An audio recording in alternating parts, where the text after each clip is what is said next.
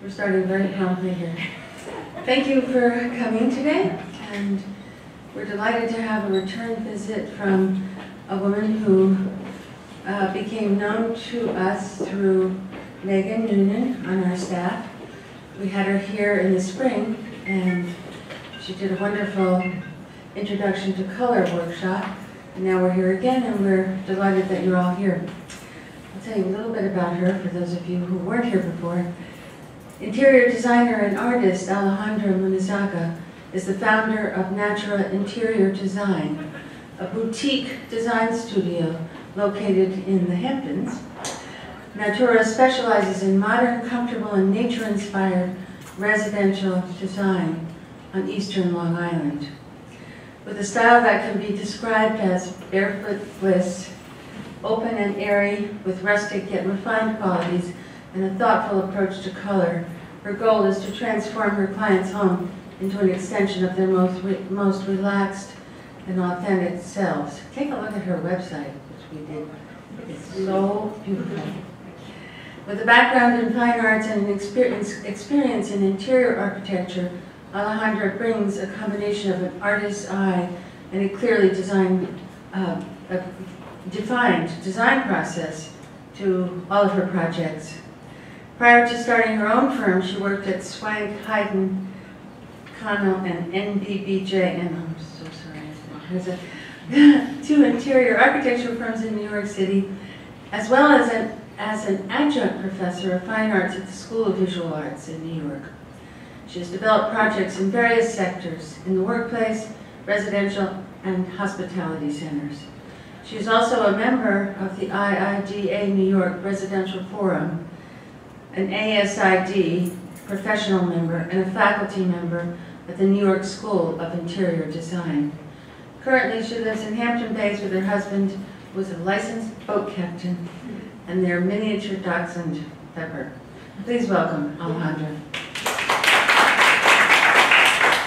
Thank you so much for that introduction.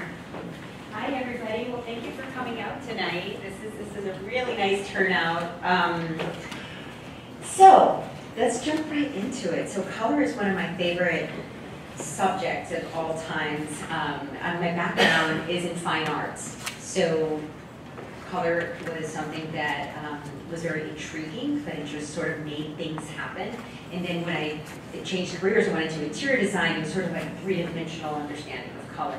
And color is interesting because we kind of take it for granted, but it's absolutely everywhere. Everywhere you look, there is color, whether it's a product you buy, or it's something that you are wearing, or it is something that exists in nature. It's just immersed in absolutely everything, and it has the capacity to affect our emotions and affect our, our state of mind. So the topic for tonight is color forecasting, and we're going to learn a little bit about what that exactly means. And let's ask the question. So I'm going to ask a question to you guys, or maybe one or two of you could tell me, what do you think color forecasting is? So a future understanding of color, right? Anyone else? It's going to put the popular color trends are for next year. Right. So you're both right. Exactly. Yeah. So color forecasting is really the practice of predicting what is going to happen. So it tells us pretty much in advance what is going to start to be interesting, what as consumers we're going to want to purchase. And believe it or not, that color forecasting is a multi-million-dollar business. It's huge. There are organizations that devote themselves solely to color forecasting. Some of the industries that utilize color forecasting are fashion, automotive industry, our home goods, paint, basically everything that we buy, that we look at, includes some sort of marketing or some sort of understanding of what color is. In this particular lecture, I'm going to focus on our home furnishings and paint, and how that color forecasting may affect those particular manufacturers. So what happens is that color organizations and manufacturers issue every year, sometimes twice a year, what are known as color cards, or color stories, or color palettes. The one on the left is Benjamin Moore. They call it their color trends, and they have the palette is what they call it. This was the palette for 2019. We're going to dive into it a little bit more further into the lecture. And the one on the right is the Pantone. It's called Pantone View Color Planner. They do this twice a year. This is their spring, summer 2019, and they do it for seasons. So fall and winter, spring and summer, and they share that about 6 months ahead. And Pantone is a company that's a color coding, color matching company that printers use. A whole host of consumers, companies use Pantone as their basis to select colors and to match colors. So one of the things that happens also is the color of the year. You guys have probably heard of this, the color of the year from Benjamin Moore, the color of the year from Pantone. Have you all heard of the color of the year? Yeah, okay, so this is announced at different times.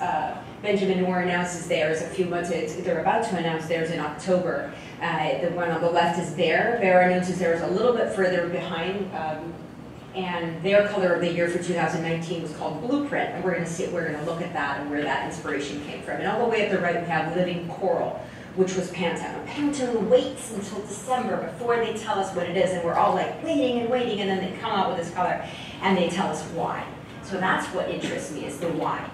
You know, they are three very different colors, but you'd be surprised how much of a connection there is in their decision-making process as to why these colors were decided. So Pantone, here you can see a trajectory or a history from the year 2000 all the way to 2019 of their different colors of the year. You see Living Coral is all the way at the top left. And I love the way that they have described it. This is by Pantone themselves, and say that the color of the year is a color snapshot of what we see taking place in our global culture. And that serves as an expression of a mood and an attitude. So basically, the color of the year is a reflection of our cultural climate in one way or another. So I'll give you an example of that. If you take a look up here, 2016, you'll see that that is the only chip, the only color that's divided into two. So there were two colors that year, the only time that's ever happened. It was called Rose Quartz and Serenity. And the reason for that was that it was supposed to reflect and to convey gender equality. So you know how traditionally the boys are with blue and the girls are with pink. So they purposely wanted to have a gender equal color, and they combined both of those into a single color. So you can see on the right what happens when those two colors combine, and an example of an interior design with those colors. So I thought that was particularly interesting. I mean, the question is also the kind of a chicken or the egg. Are the trends that set the forecast, or do forecasts set the trend? I don't really know the answer to that. They're intertwined, but you know, they go hand in hand. The only thing that I do know, that we do know, is that in the year that we're living, trends are very fast-paced. So what we think is in, and is a color that is in vogue and in style, is probably going to last a year or two max. And however, if you have a color way back when, before the year 2000, colors lasted longer. There was an idea they could last about a decade. I mean, avocado green, how long did that last? I mean, there's still like snippets of it creeping up here and there. Let's talk a little bit about the history of color forecasting, and this was really fun for me to dive into as well. So back in the day, who were the trendsetters of the times, which were really the royalty, and you know, celebrities and artists. Those were the trendsetters. And surprisingly, this was kind of something that I just discovered now, was that the signature color of Napoleon's wife, Empress Eugenie de Montijo, was sort of a turquoise blue. And Tiffany decided to use that turquoise blue to create their robin's egg blue boxes. So that's the inspiration from it. So that was a trend that was set back then. Okay, so here's there was no universal way to categorize or standardize or describe colors. So one fellow by the name of Abraham Werner, he created what's almost similar to a dictionary of colors. And it's called the nomenclature of colors. And it was further expanded by other collaborators in the 1800s. And what he did was that he grabbed every single color imaginable, described it to a T. How do you mix it? What is it made of? What does it look like? What is its counterpart? How does it become another color? And so he created this beautiful, dictionary essentially that could be used in practical terms. Charles Darwin used this for his voyages and to describe colors in nature. So he had a language now, a way to systematically describe color. And this is the foundation on which our color charts today was built. So it's a very important textbook, if you will. And then there's this fellow, Michel Eugene Chevreul, and he has never had a bad hair day. So this gentleman, he's a hoot. He was a chemist and he was also a color theorist, and he did this chromatic circle as a way to describe and define colors, and most importantly, how colors relate to one another. Like even if you look at this, if you squint at that circle right there, you can see how the color smoothly one becomes the next, but yet each one is individual. So it's a really interesting way to understand and systematize color.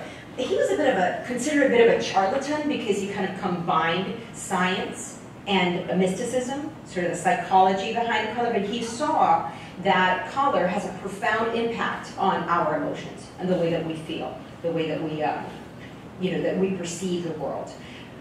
So at that point, in the 1800s, was when companies and manufacturers started doing what we know today. We know them as color cards. Back then, they were called swatch cards. And they were basically a way to describe, to tell the consumer what their raw material was, what was available to us. So the one on the left is Benjamin Moore, and the one on the right is Winsor & Newton. And these existed for fabric and for textiles and for all sorts of other companies that needed to use color. But I'm showing you what's used primarily for home and for paint.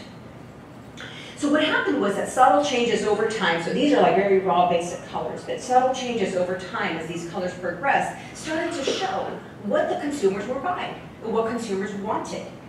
So they were like, I think the red is too red, and people stopped buying that, and so they're like, okay, so let's adjust it, let's make it a little deeper, let's make it a little bit richer. So that started to become what we know today as sort of a way to predict what the consumer wants, and why color, we started calling them color cards or shade cards, because they were determining different shades of those colors. So businesses started to embrace this idea of having a systematized way or category and sort of a prediction of what was going to start to happen. Now this fellow, his name is Faber Beer, and you might have purchased at some point art supplies with his name on it. He's a very famous color theorist. And he studied the influence of color in our daily life, in our workplace, where we live, hospitals. He was consulted by the Army. Basically anybody that had people working with them or for them for extended periods of time wanted to know what can we do to make their environments and how they work more pleasant, how to make them more productive and make people more effective. So more efficient. So this gentleman helped with that, and by doing that, by studying how people work and relate to color, he started to understand, how you could actually manipulate emotions or manipulate the way that people felt with color. So for example, the color orange became known as hazard because we react to the color orange very differently than we react to the color green, for instance. He was considered the first color forecaster. He could tell what was going to happen, because he would study it so carefully. So let's take a look now about what happens in the 20th century. So we get to the 20th century, and we in the 20th century began influencing colors as much as colors began influencing us. And what do I mean by that? We started to use colors to affect the morale of people, to make people happy, to make people excited, to make people feel safe. So when they created appliances that were yellow, you open that fridge every morning and you see the color yellow, you feel uplifted. That was the point. So in the 1950s, we were coming out of a couple of massive wars, and we were coming out of a recession as well as depression. And so the colors used were meant to perk you up. They were meant to make you feel like everything was okay. You know, they were pastels, they were bright, they were, you know, they weren't too bright, but they were just right so that you could feel that sort of like permanent glued on smile. Then what happened, what era is this? The 1960s, definitely, right? So the psychedelic colors. You know, that was a big change. There were all the protests were going on. The Vietnam War was going on. Music was an incredible influencer into colors into that time. You know, you can see the sign over here, the cosmetics of Woolworth, and just the brightness of it all and the way that it sort of flowed in one to the other. Very different than the era before.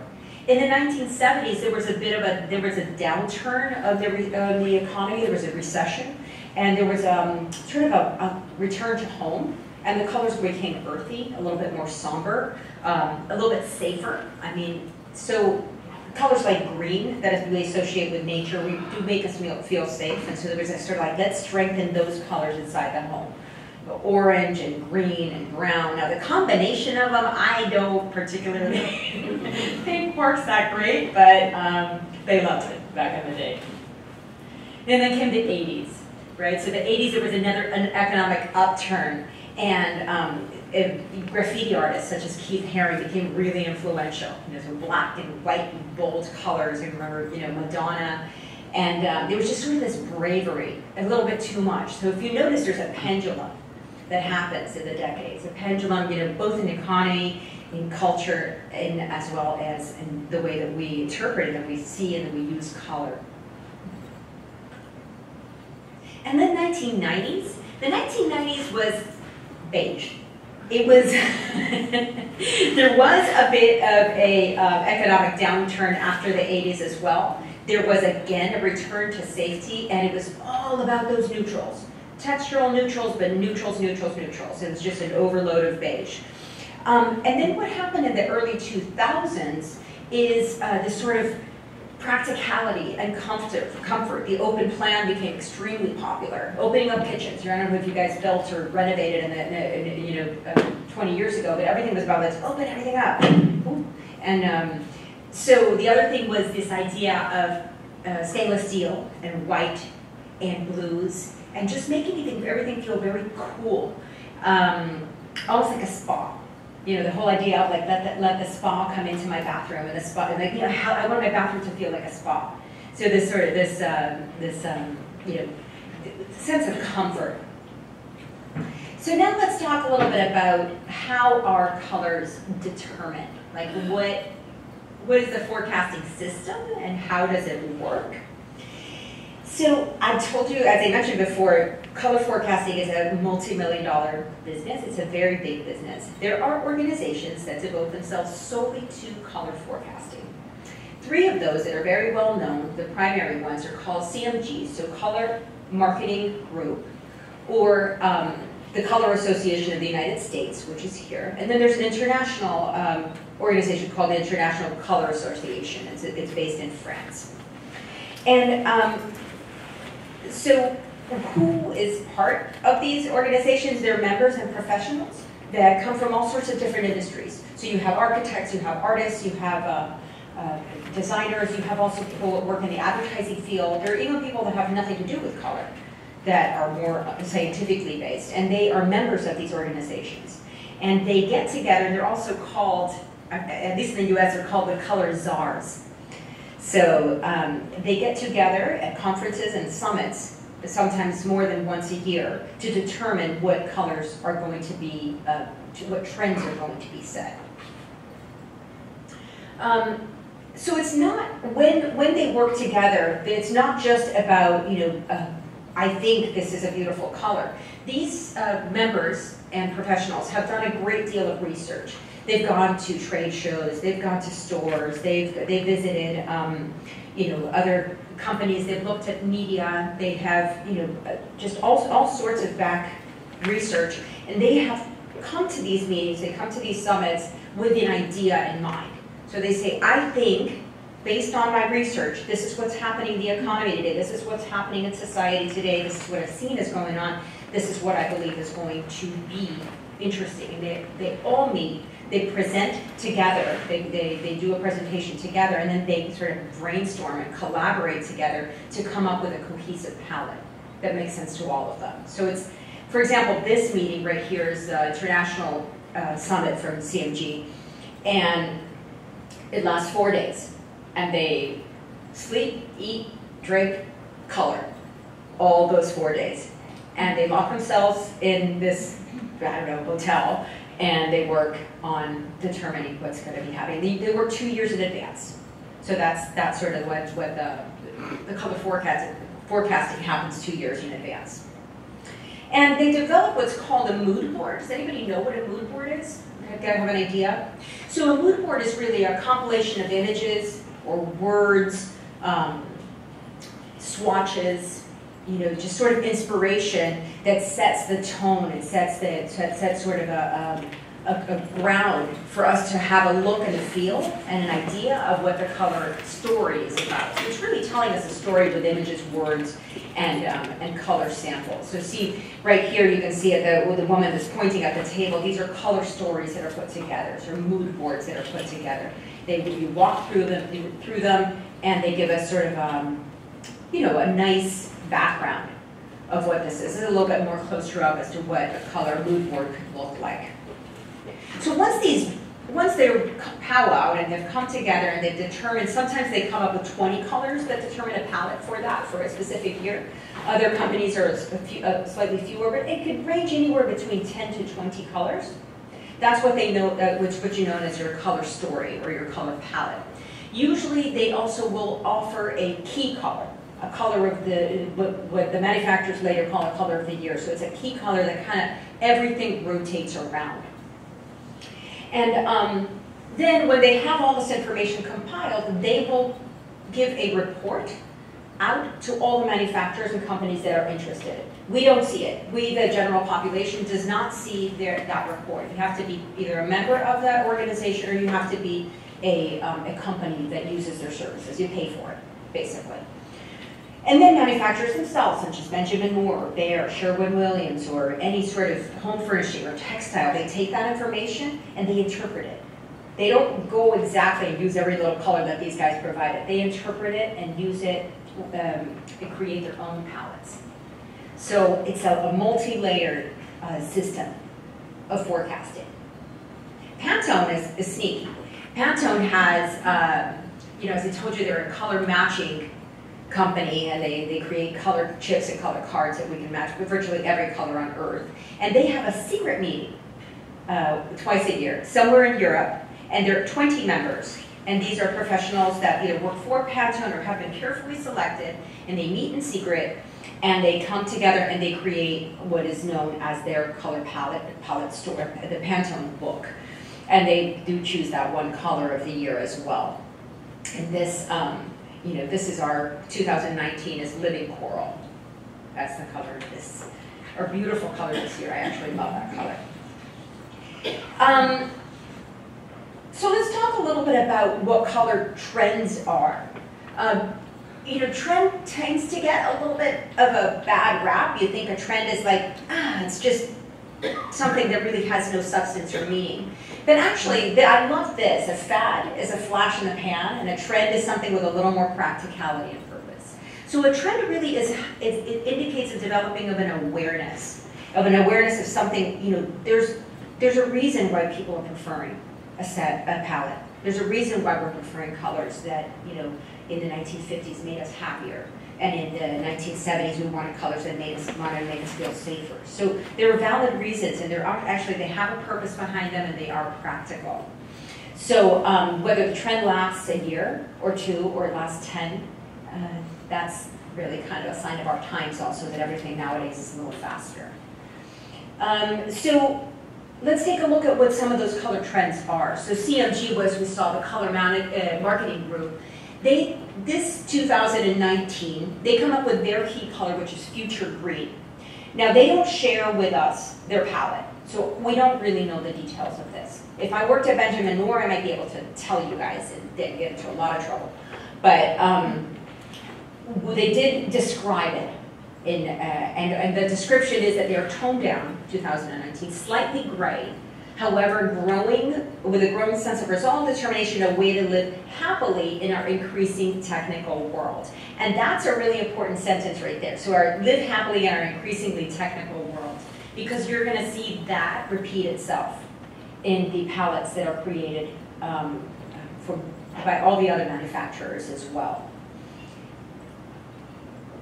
So let's talk about a little bit about Living Coral. Living Coral is was the color of the year, as you know, by Pantone.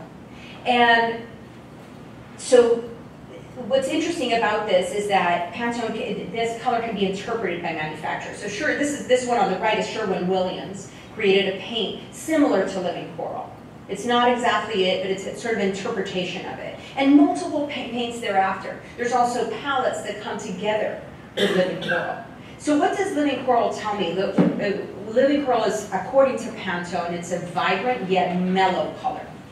And it's a color that's supposed to describe optimism and a desire for joyfulness. And the reasoning behind this is this sort of onslaught of social media, onslaught of fast-paced decision-making, of slightly lack of intimacy, a lack of connection with one another.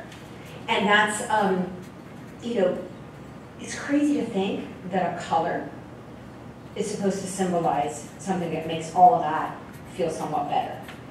You know, that's it's really interesting that it almost like works like therapy, you know, or like medicine, if you will. So the thinking behind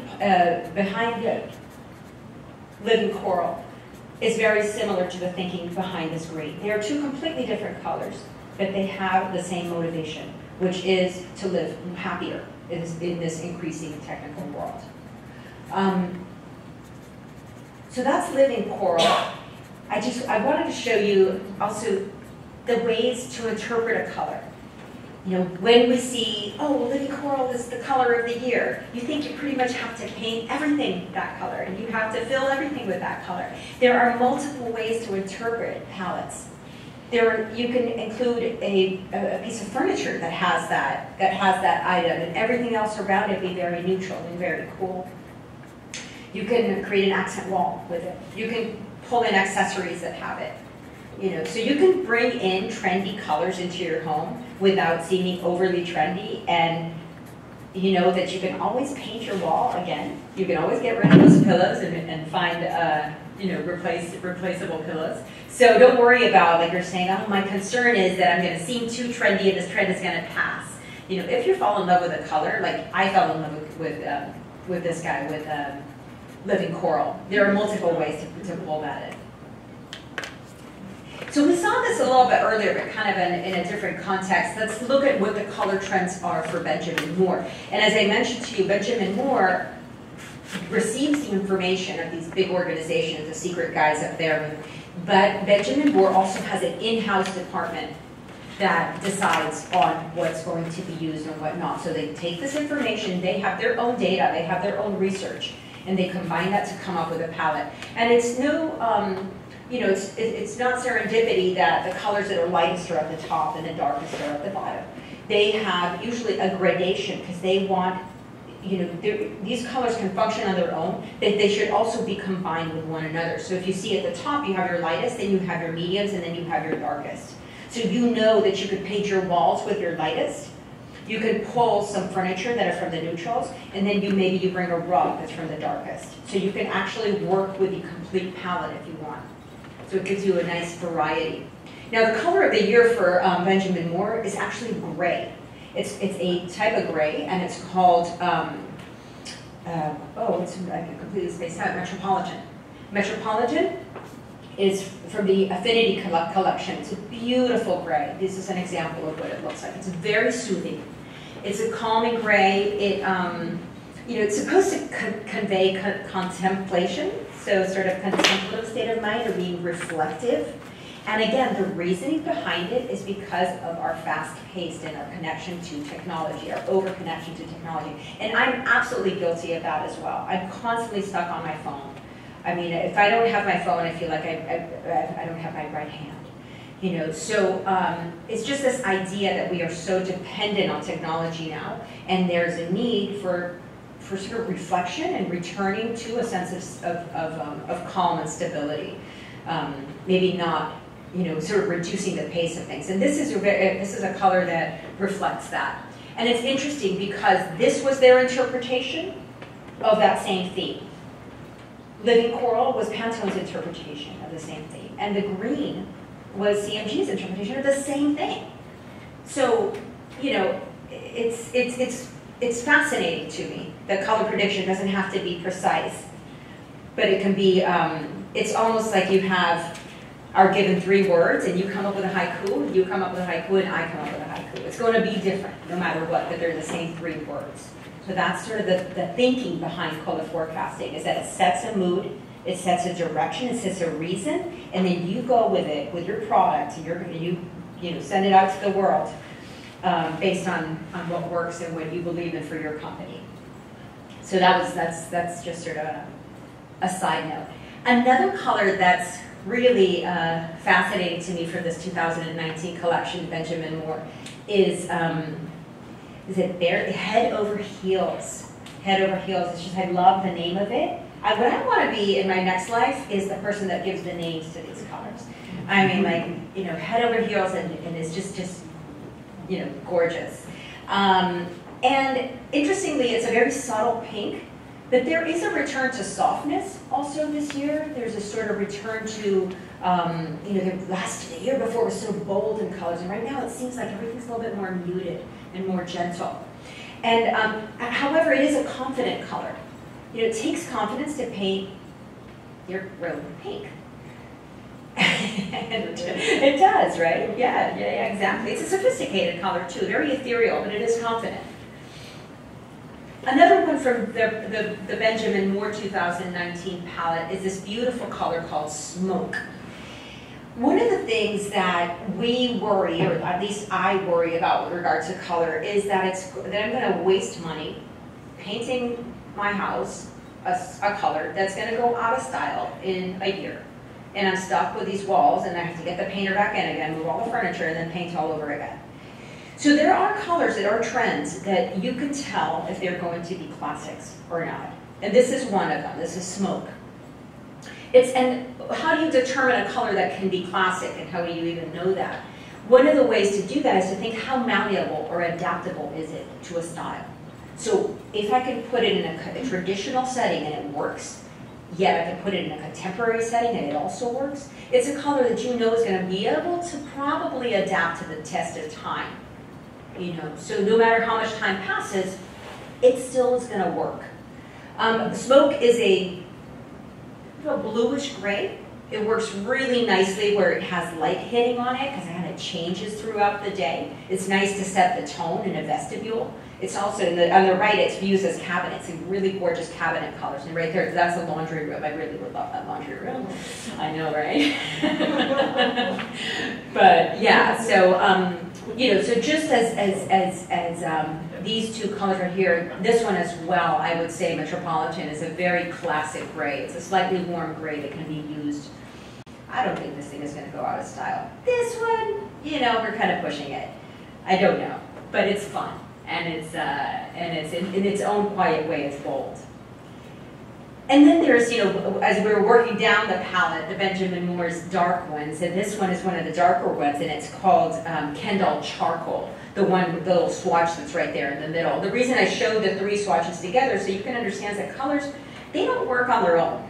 I mean, even though you think your room is blue, your room is not blue. Your room has a variety of blues, and it has probably some white trim, and it probably has some brown, you know, some wood floor. So nothing really, colors don't exist in a vacuum. They exist together.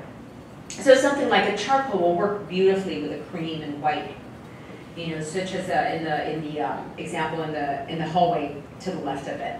You know, it's a sophisticated color. It's a statement color. It works really great, you know, on a single wall, such as an accent wall, and yeah, it's an interesting color to have to work with.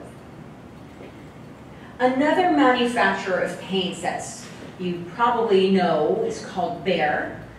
They're California based, but they have some great quality paints, and they come up with a really nice way to do their palette. They choose a color, one color of the year. This 2019 was called Blueprint. And when they get that color, they divide it then, sometimes 3, sometimes 4 palettes that Blueprint can work with. So for example, if you want to have a room that's a little bit more leaning toward the pastels, how does Blueprint work with that? And it also can work with certain jewel tones. So it has it shows you how friendly, I guess, the color is to work with others. Blueprint is inspired by the blueprints that the architects used to do. Nowadays, they're not called blueprints anymore because everything's done in CAD and printed directly from a plotter. But this idea that we can build and transform our own lives. So blueprint sort of has a sense of, this is the blueprint for my life. It's a beautiful color. It's an absolutely stunning color. It can be, like on the right as you see, it's used on a door, which I think is fabulous to paint doors. I want to have a red door. That's supposed to, red is supposed to attract wealth. So at any rate, I think this blue door is attracting good stuff too. And on the left you see it right behind a bed, and just creates such a soothing environment. I mean, it could be a little bit somber, a little bit dark, but depending on the lighting and the other items that you use in that room, it can really cause quite a beautiful impact. Let's see what else happens with Behr. So Behr has in their palettes, as I mentioned before, and we'll just go back quickly, the pastels right here. I'm picking a couple of colors just so that you see how those would work in a room. So see the combination of Standing Ovation and Elephant Skin. Standing Ovation is a slightly lavender color. And I would never think to contrast it with a gray, a warm gray, to say the least, right? But it works really nicely. So they give you these palettes that you may not have thought of. I'm a designer and I don't even think of these combinations sometimes until I see them happen. But when you're in the store, when you want to pick a color, can you see them, all those 3 or 4? They will have a book. Yeah, they will have a booklet with the palette of the year, but they're not going to really show you how to put them together. You know, they might have a book that sort of shows examples of how rooms are put together with the colors, but it really is kind of up to you to play, you know, and to get a little brave with these combinations. Yeah. So Elephant Skin, I love the name of it. I find it very, very interesting. But it's also, if you can see, it's a warm gray. And warm grays work beautifully with pastels. Cool grays, not so much. Cool grays can really kind of like just make everything a little bit too cold. If they're working with a pastel color. And then jumping to a different direction, this is also there, are the jewel tones. So these 2 colors, I also would have never thought to put them together. But they offered us, you know, the possibility to do so. One of them is called Antigua, which is a kind of a rich teal. It looks very jewelly. And look how gorgeous that works with blue metal. They're 2 cool colors, but it doesn't feel like a cold space. Neither one of them do.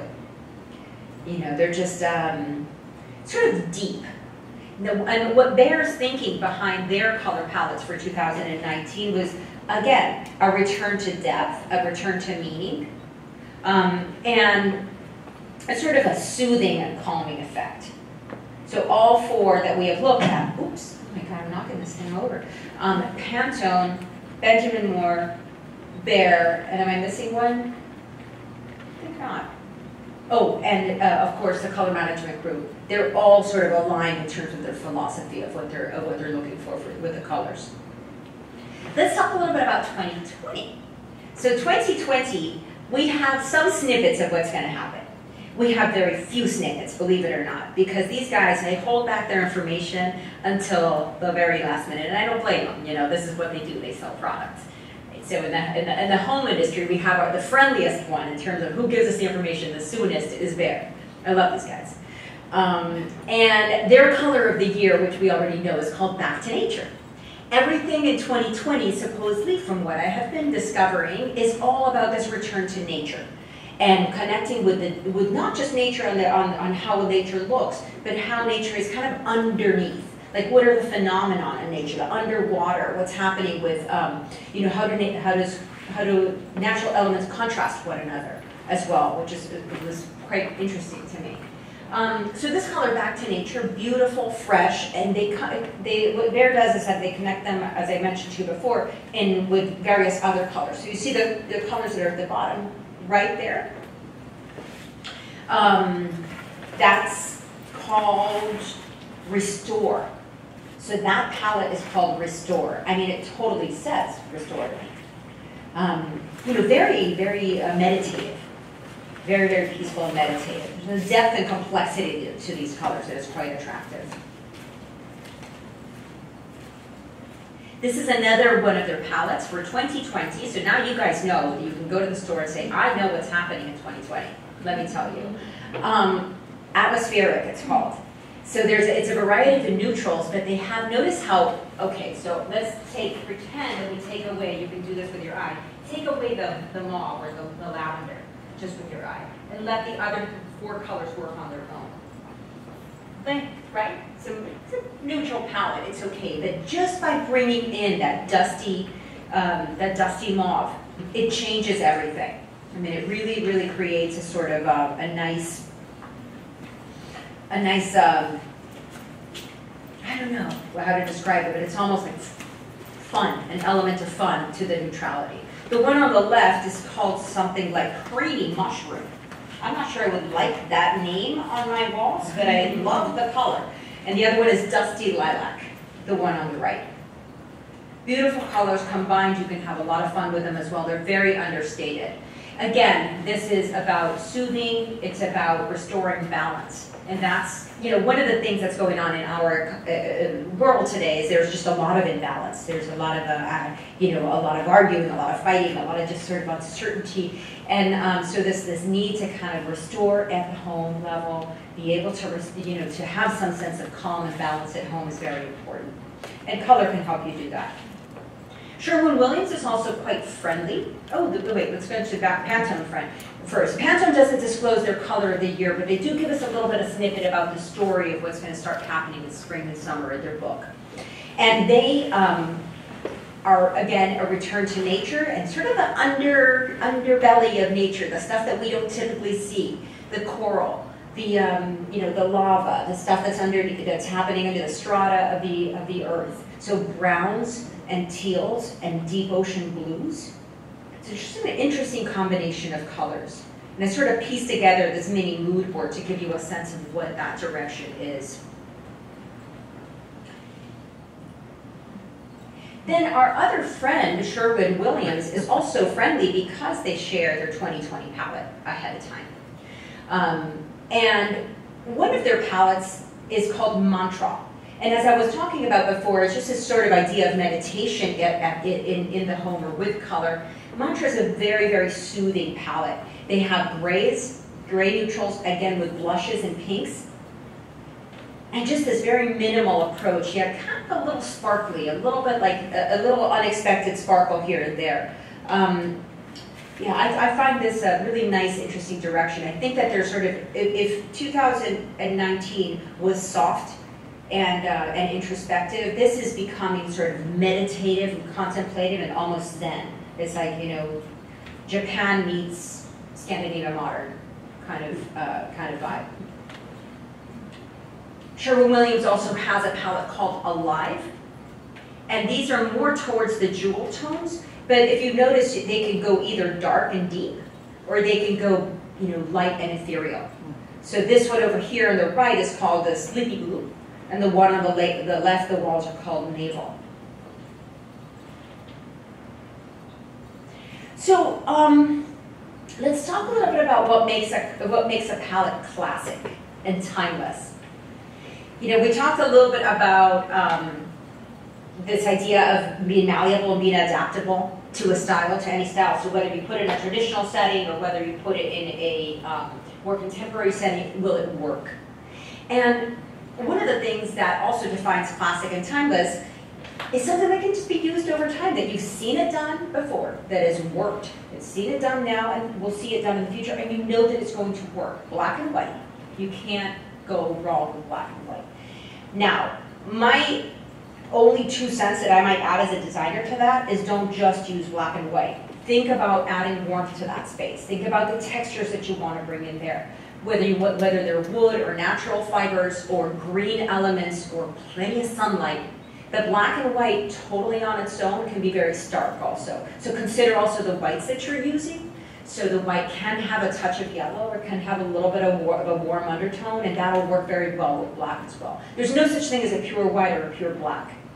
They're always going to have a little bit of a color to them. You think you're looking at black, but you're really not. Even this black is not black. This black, if you compare it to another, this black is going to be slightly warmer than this one. So they all, so if you look at the two blacks together, you're always going to see different. Same thing with whites. So make sure that you're bringing in some warmth to a black and white palette, but that will never go out of style. I mean, watch. Maybe next year people will say the black and white is completely out, but it's a classic and timeless palette. Another palette that seems to have withstood the test of time, and I believe will continue to, is a combination of charcoal, creamy whites, and linen. It's kind of a threefold here because charcoal is sort of the grounding element. It's close to black, but it's not. It's grays and it has a lot of playfulness to it. You can lean it towards the dark. You see the palette right here. There are 3 varieties of charcoal. And the creaminess, as it to it, brings in some warmth and some sort of tenderness or softness to the equation. And linen, connecting us to nature again. So those 3 are really a really nice combination of colors. Classic can be traditional and can be quite modern. Grays, you can't go wrong with grays. Grays can go from cool to warm. My only suggestion is play with various tones of grays. Don't just say, oh, I'm going to paint my room gray, because you will be bored and you're going to end up hating the room. So choose 2 or 3 varieties of grays. Like maybe one's a little darker, one's a little warmer, one's a little cooler, or one's a little lighter.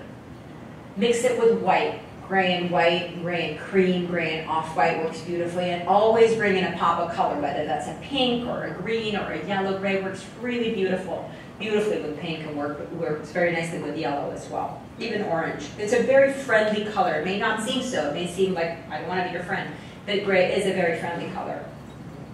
Look how elegant both those spaces are.